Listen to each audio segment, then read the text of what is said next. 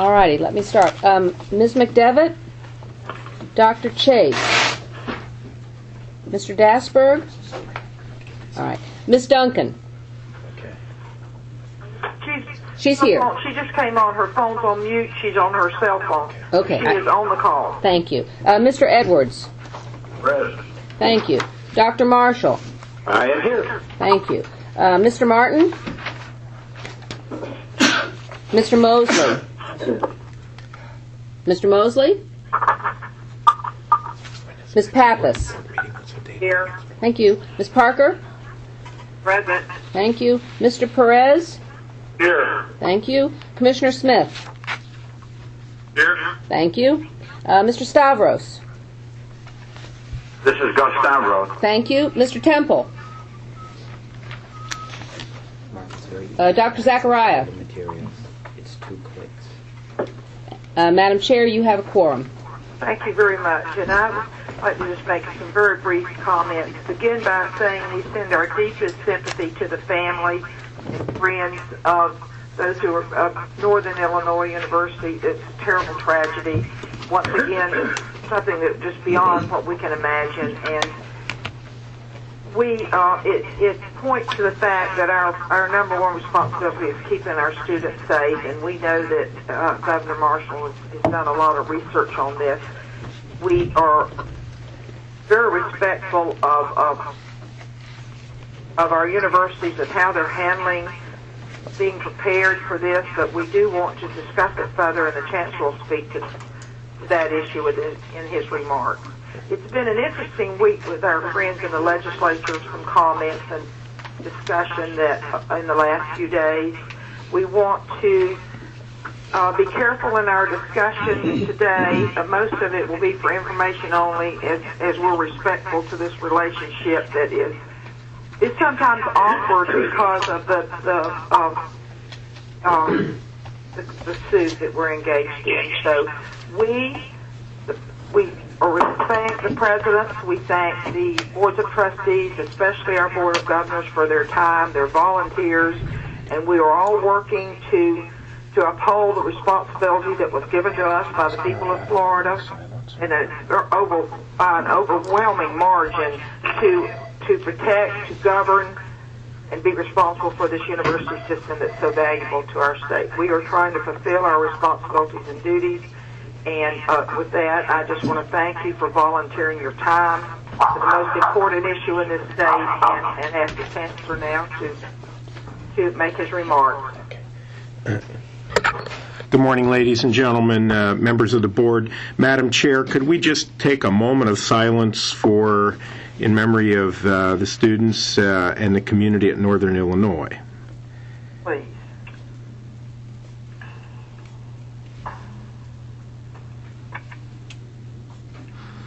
Thank you. Madam Chair, if I may, I will spend a few moments just in general comments and then outline the purpose and intent of this conference call this morning. The tragic shootings in a serious weather event at 4 universities in a period of 1 week make us even more aware of the need to press ahead with added attention to campus safety and security initiatives. In the face of these safety and security challenges, our universities have made available additional counseling services to our students, and Chair Roberts last Friday asked me to carry out a consultation through a conference call with our 11 police chiefs just to make sure that they were being held harmless from the budget reductions and cutbacks impacting our universities. I want to emphasize that we did have this discussion at an earlier board meeting. I will make sure it is in writing, but our expectation is that our public safety capability will not be impaired with these cutbacks. I want to remind our board that we need about 100 new uniformed officers for our 11 institutions just to get to a 600-to-1 ratio. And the 600-to-1 ratio is still above national standard. That would be our first benchmark. You will be hearing more about that when Governor Tico Perez makes his final task force report next month. As well, we will be having the Mental Health Subcommittee, the Student Affairs Committee, will hold a conference call at 2:30 p.m. on Tuesday, February 26th to discuss the connection between mental health and campus safety and security. These are challenging times for our state, but let me begin with a note of hope, and that is that throughout our university system, our students are carrying out dance marathons to raise funds for those who are less fortunate. In particular, I want to compliment the students at Florida State for the dance marathon. They recently, they just this past weekend completed. We expect that they will have raised nearly $300,000 to give to the causes of needy children within this community. So I want to congratulate our students for their commitment and commend them for going above and having a broader social purpose.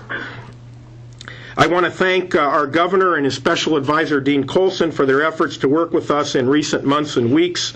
As well, Madam Chair and members of the board, Speaker Rubio convened our presidents last week for a wide-ranging and frank discussion on the challenges that we confront. Just the day before that, as some of you know, the Chair of Senate Education Appropriations, Senator Evelyn Lynn, had a similar discussion with our presidents. I want to thank both and of course members of the House and the Senate for their patience and their willingness to work out challenges facing higher education. We have a lot in common, including our passion for our students and their well-being. There are several items of business today, members of the board, but we do not request at this point any specific action or voting. I believe that there is interest in public comment to the board, and let me remind everyone that the appropriate procedure is to submit a written request to the chair through the corporate secretary 1 week in advance of the meeting. The opportunity to speak is at the discretion of the chair. So what we will do today is we're going to review the current proposals in both House and Senate to reduce our current budget, this year's budget. We will review next year's legislative budget request. We'll spend a few moments on appropriate and predictable funding issues related to need-based aid and bright futures, and then we'll briefly discuss the legislative agenda. So, Madam Chair, if I may, I will turn this part of the discussion over to Tim Jones, who will talk about the current proposals in both the House and Senate to reduce our current state university system operating budget for the remainder of this year. Mr. Jones. Thank you, the Chancellor. Before we do that, if you'll excuse me 1 minute, Tim, I think it's appropriate, and I should have done it in my remarks, to ask Chairman Perez of the Student Safety, he has his committee, and Chairman Marshall, if they wanted to comment on the event, have any comment at all. Chairman Perez? Well, Madam Chair, I mean, certainly the tragedy was played out on the front pages again. The response from the media was actually wonderful with regard to the articles and in support of our universities. You know, we've been in contact with all 11 of our state universities. They have their plans in place. They are very in control of their situations. And I'm thrilled to be able to say that repeatedly and have that backed up by the facts. I'm looking forward to the report we give next month. And hopefully, as the Chancellor pointed out, our safety and security provisions will be held harmless in the budget cuts that Tim and I have gone over for the last few weeks, and that Tim is going to report on in a few moments. It's just imperative that we not pull these off the table or get these wrapped up in what we're going to be talking about, simply because there is nothing more important than making sure that our kids are safe. And we'll be talking about that much more next month, but I've been thrilled with the work that the task force has done, and frankly that the staff is doing as we move forward. And I received several comments from legislators over the last week telling me that they were going to do everything they could do to make certain that our security funds and our safety funds are safe, and I think we're going to secure that commitment. So I'm not. Well, I have great confidence in you, Chairman Perez. Thank you very much. Chairman Marshall, would you like to comment on your... Well, yes, briefly, Madam Chair. The Chancellor has just mentioned that our subcommittee on mental health will have a conference call next Tuesday. We're looking forward to that. Some important and interesting things are happening. under the baton of Dottie Manier and other staff members. So we expect to have an interesting report for you in March, and of course, let me just say that we are all deeply grieved at the tragedy on the Northern Illinois campus. We hope to have something useful to say that might forestall such an event on any of our campuses. Thank you so much, Chairman Marshall. I think now, Chancellor, if Tim would like to give us his report, please. After many hours of hard work on this, thank you, Tim. I want to thank you from our board for all you do to make it clarify for us. Thank you, Madam Chair. If you have your board packet in front of you, and we'll turn to page 3, I'll work from this document to give you an update on where we're at now. This document is titled at the top, Board of Governors, State University System of Florida, Actual and Potential General Revenue Reductions. This document was distributed to the board at the January meeting. The column that has spring 2008 potential GR reductions totaling $92 million is what we had planned on potentially losing in the next round of current year cuts. On Tuesday, the House and Senate Appropriations Subcommittees on Education met and laid out their recommendations for additional current year cuts, and we're pleased to say that they're about half of what is in this column. So we'd anticipate a $92.3 million cut, or about 3.8% of our budget.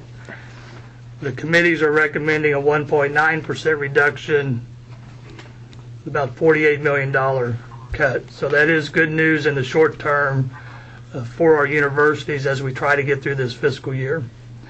It may lead to some higher than expected cuts as we enter 08-09, but we really won't know the full impact of their decisions in the current year until we get a revenue estimating conference in March and know what available money that the legislature has to work with.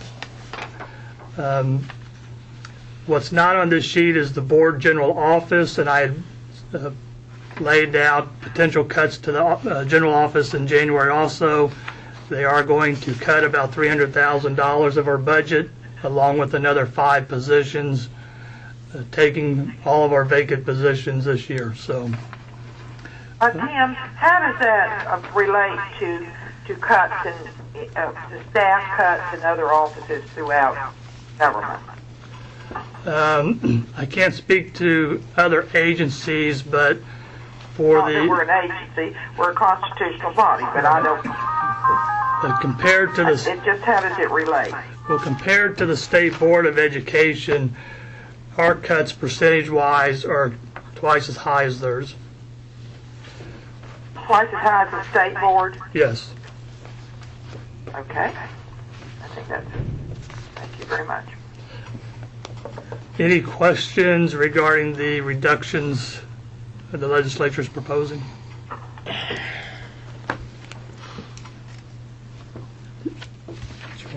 Thank you, Tim. If not, I'll turn it back over to the Chancellor. Thank you very much. So that is an outline for this year, and again, we are very pleased that the cuts have not been as deep for the remainder of the year as we had anticipated, but the challenge, of course, remains not only for us, but for all of Florida and for all groups who depend upon robust allocations from the state legislature. That's where the challenge is. And as Madam Chair, as you know, the board spent considerable time in July and August as a result of input from our institutions on the legislative budget request. And now we're confronted with this, with the reality that this coming year's budget, by all accounts, is going to be significantly reduced beyond anyone's expectations, both here in the board as well as throughout the state. And obviously, we are looking at that and trying to determine what is the best way to proceed. So let me move back to Tim Jones, who will then provide an outline of our approach to proceeding with our legislative budget request for the legislative session that will be beginning on March the 3rd. Thank you, Chancellor. Chairman Roberts and Chancellor Rosenberg.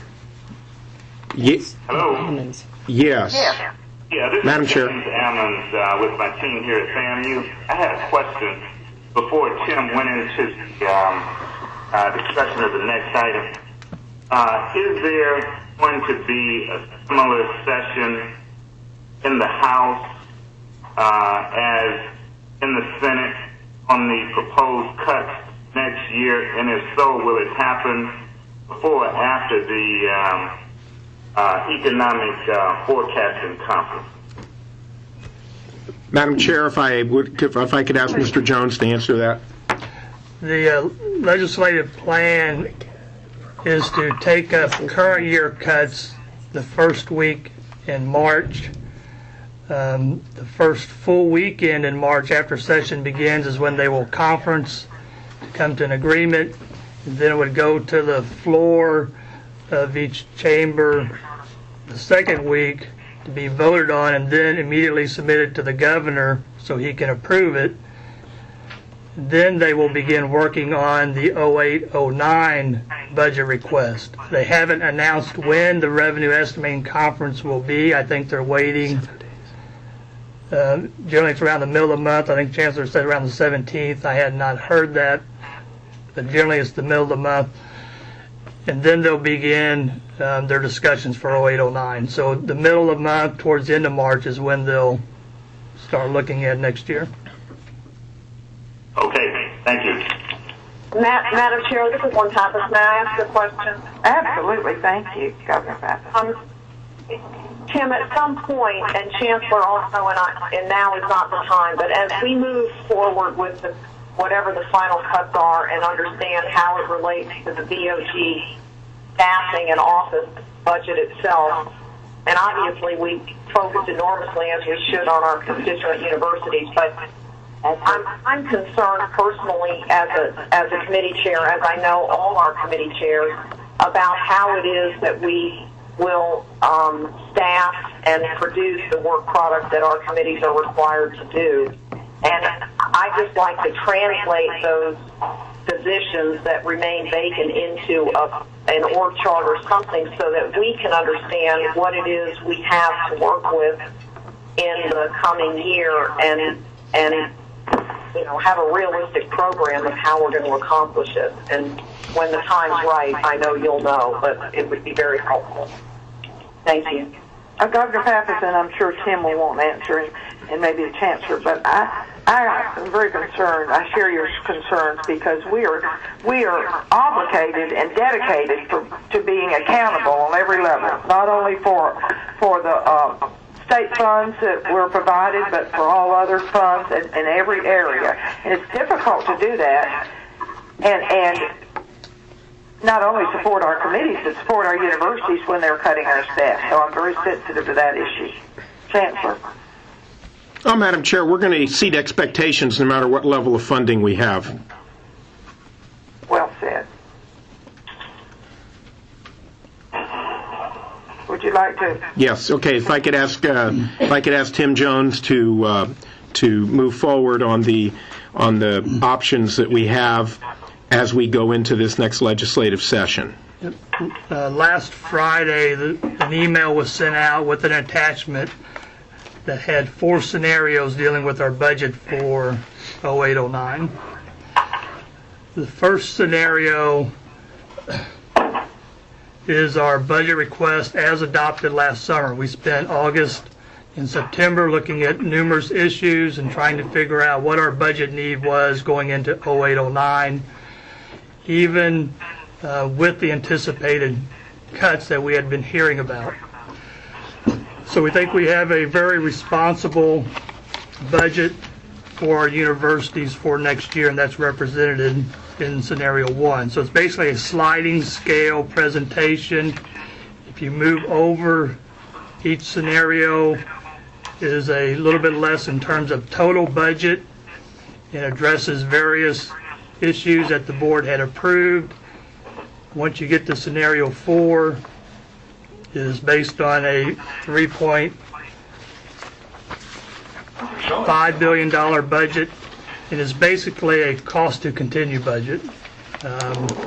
It is similar to the budget that the governor had recommended for the university system, although it does include some other issues that we feel is important just to keep operations going for next year. So once again, it's just kind of sliding scale budget depending on the amount of funding that is available by the legislature. And I'll be glad to answer any questions. Any questions for Tim?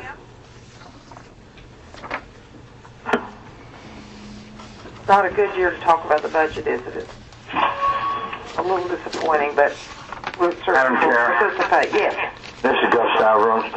I understand the problems we have, and want to be on record. One of the items in the last scenario, where it's major gifts, matching funds. Speaking from many years of raising funds for the universities, matching funds are an outstanding recommendation where the universities are able to get money from private sources. People, I still can remember picking up $1 million check from a friend here for one of the hospitals we have here at the University of South Florida, and he said, "Here's a check for $1 million. If there's no matching funds, I want the check back." I think it's important to note that if we can, whatever guys do, that we must retain as much matching funds as possible, because it is additional funds for the universities in their campaigns to raise money. I just wanted to make a comment, Madam Chair. Thank you very much, and I certainly agree with those comments. It is certainly, we've done something very well when we're able to match the gifts of our generous donors, so I agree with you. Madam Chair? Yes. Yes, John Temple.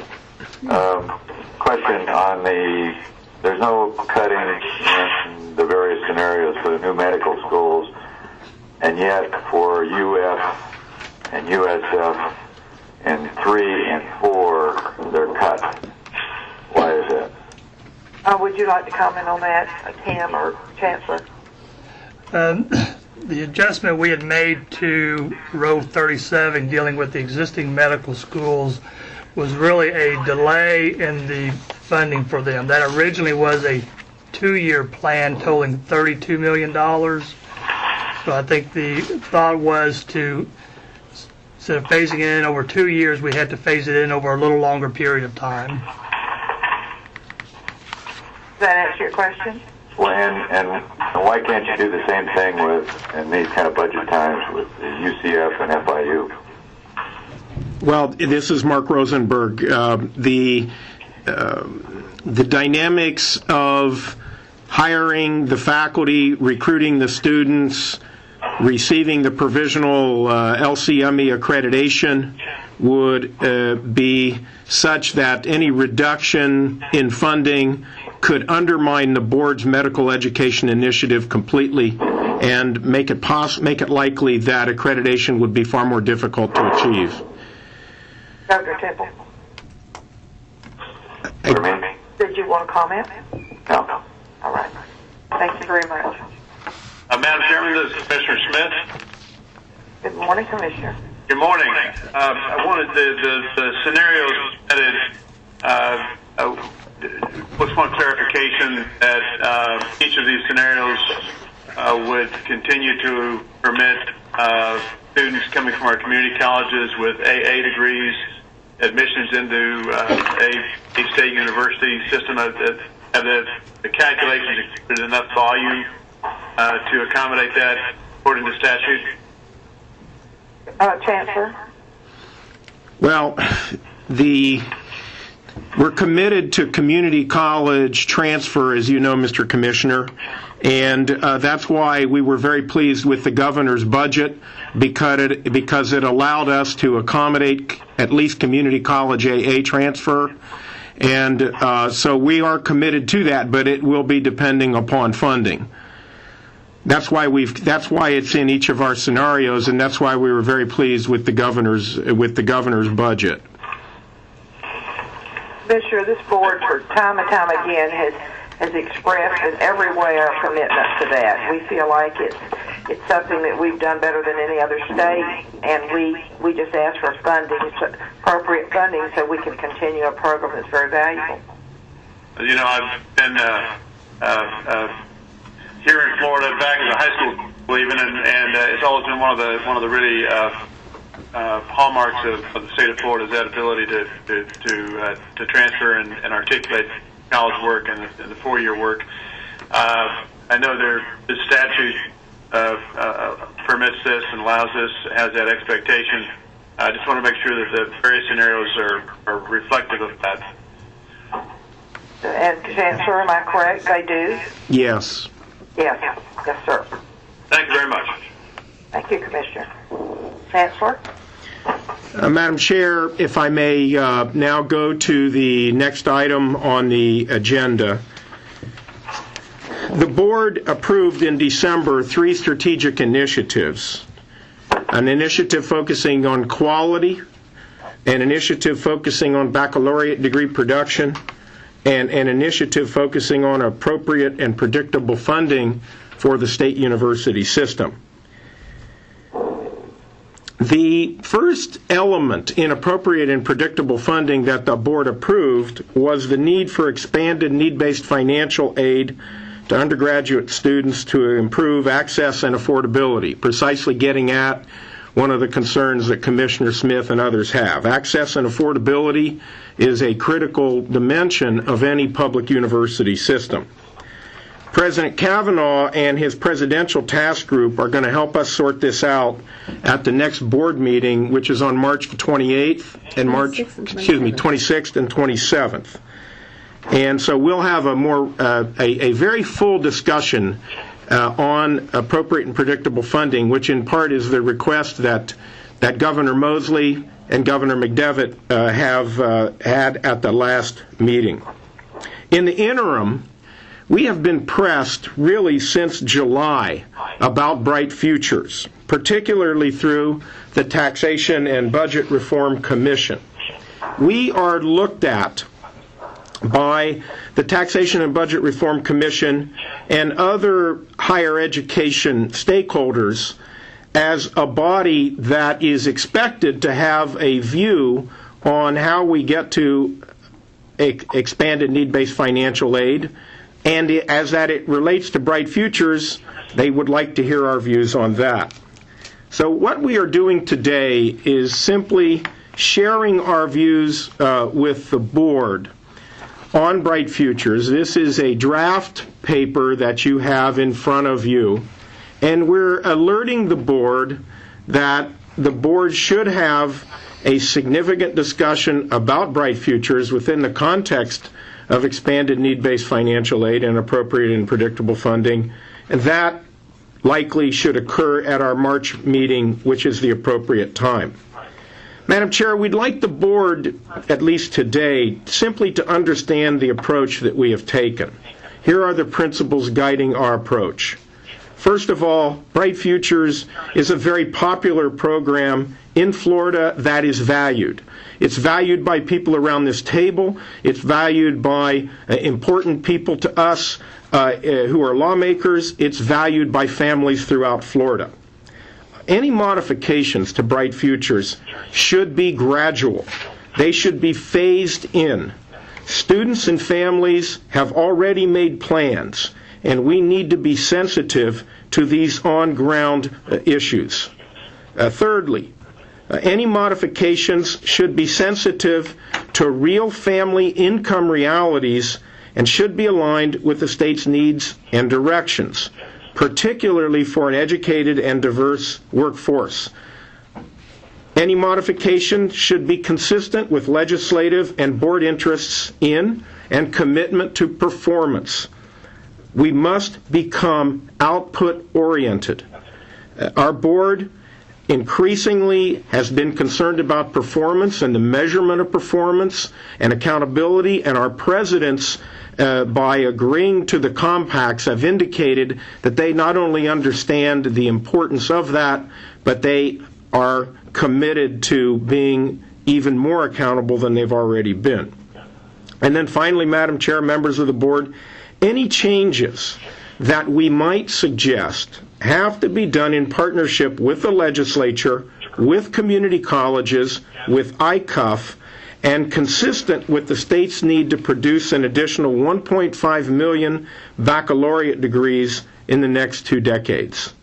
So in sum, as we begin this discussion on Bright Futures, we should be mindful of the fact that any changes should be phased in across time, if there are to be changes, and that they should be mindful of the state's longer-term goal of having a state that has enough educated people with baccalaureate degrees to be competitive in the 21st century economy.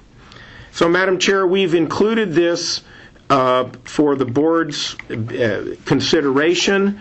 Our sense is that the discussion could occur at the next meeting. We would like the board to become familiar with this. Our intent is to set up a blog that will encourage public discussion. That blog will be available the mid to latter part of next week. We're very interested in getting input, and we understand that in the final analysis, the interest of families and all Floridians have to be taken into account as we would consider any changes to Bright Futures. And Chancellor, thank you very much. I want to say again that this is Bright Futures is owned. It's a legislative initiative, and we open this discussion with respect to the legislature and recognition that Bright Futures has been a very valuable program to the state, to families, in planning for their students to go to our universities. So this is a discussion. When we have it in March, it'll be a discussion item, but recognizing the power of the legislature in this issue. Chancellor? Madam Chair, may I, it's Tico Perez? Absolutely. I just would like to make certain, as we have this discussion next month, to the extent that the Chancellor feels appropriate, I think there is a reason to include in the conversation, at least peripherally, the concept of trying to work through an overall policy that would tie in a conversation about tuition policy and prepaid tuition. I think if we start to try to solve one leg of the stool with Bright Futures without having conversation at least about our tuition policy, which we all know needs to move, as well as how the interplay between Bright Futures and our prepaid tuition and our tuition policy works, we're only doing about a third of the job. So I'd like to ask that include, to the extent that staff deems relevant, those elements of the conversation. We accept that recommendation, Chancellor. Makes sense. Makes sense, Madam Chair. Thank you, Tico, for that. I think it's important. Did someone else want to comment? Well, we'll have certainly an interesting conversation when we have that. And thank you so much. Does that conclude your part of the agenda, Chancellor? That concludes, and now we do have Rick Maxey to spend a few moments just on the broader legislative issues that are out there that could have an impact on us, if you would like to do that, Madam Chair. Absolutely, please. Good morning, Rick. Good morning, Madam Chair. In the packet, I included a little bit of information about a major effort in the legislature this session, and it deals with economic development. Both the legislature, the governor, and the business community have put a lot of time into strengthening the state's economy. Three of the issues that have come up in all venues is trying to develop talent, fostering innovation, and making the state more competitive in a global sense. And as you know, Madam Chair, the public universities are key to the success of any of those efforts. To that end, the chancellor and universities have been working with the legislature to help them in taking full advantage of what our public universities have to offer. Now, because of the revenue situation, there is a fairly significant stumbling block in that the legislature in general is not hearing or referring bills that have fiscal impact. So it remains to be seen how far any of these efforts can go. Now, unless there are questions, Madam Chair, I won't take the time to go through any of the bills specifically. Are there questions of Mr. Maxey? You're going to have a busy few months, Rick. Just a little bit. It's going to be fun. Are there any comments? Yeah, Madam Chairman? Yes. Yeah, back to Bright Futures, just a comment, and I think I passed this on when I had my briefing, but I hope when we have this discussion there will also be included not only the changes, or the potential changes recommended, but we'll also look at possibly changing the standard to qualify for Bright Futures, and we'll also look at a means test. And I just want to make sure those items are open. Thank you, Governor Temple. Chancellor, would you like to? Yes, ma'am. Just to highlight that, if you read carefully the draft, and I think Governor Temple obviously has, he will see that at least in that draft we are not recommending raising the standards. He will also see that we are recommending additional funding for the need-based portion of our assistance, of the state's assistance program, and that would require the filling out of a means form, which is a standard form called FAFSA. But we are recommending much more money go into that fund, largely because that's where the need is and that's where the bulk of eligible students are. But we'll be prepared to discuss that very definitely at the next meeting. Yeah, I did see that. I didn't understand the form, but I really think that we ought to have a discussion about whether we should change the standards. Yes, sir.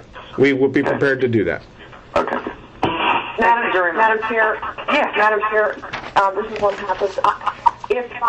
If it could be done before this discussion occurs, I think it would be very helpful for someone to put together a framework of the programs and how they're administered. In other words, I'd like to see the statutory construct that created both Bright Futures and prepaid, as well as understand. I know generally speaking, but if it could be outlined for us so that we're all starting from the same page in terms of knowing what it is that actually exists in the law and in the implementation. Certainly have that. Chancellor, can we? Yes, Madam Chair. That to our members before our meeting, before our meeting. Exactly. That is a very good question, and this is precisely why we're, if you will, teeing this issue up now. Madam Chair, if I may, are there other questions like that members feel they need in the way of background information that we could prepare you with? Yeah, Charlie Edwards. Morning, Governor Edwards. Chancellor, could you also go back to the original lottery concept and see what we might be able to find about the information that was used to support that it was to be an enhancement? All of the various languages or ads even, there's been some discussion as to what was the original intent and promises to the citizens for health tuition, etc. I don't believe that was part of the original proposal, but I think it would also be important for us to go back and look at what was actually said when Lotto was formed. Yes, sir. Good point. So, Chancellor, are you comfortable with both of those? Yes, excellent. Excellent point. I think what I hear Governor's asking for is a pretty robust treatment, but in a synthetic fashion of the background leading to this very important program. And again, we're raising this out of respect and out of a desire, as you can see from the documents, to save it. We feel that there is an approach that our board could at least suggest, respectfully suggest, that could maintain the intent, not necessarily the letter, the detail, but maintain the intent, maintain the commitment to students out there, and essentially make Bright Futures work harder for the entire state. I agree, and all this, the information, if we could get it, please, as soon as possible, because it will lead to a much better discussion. Our objective will be to have it to you by next Wednesday, in the mail to you by next Wednesday. Thank you very much. Chancellor, are there any other matters to come before the board today? No, ma'am. Thank you. Questions, discussion, comments by our members? If not, we'll entertain a motion to adjourn, and thank you so much for your time. The meeting is adjourned. Thank you. No, I was ready to go.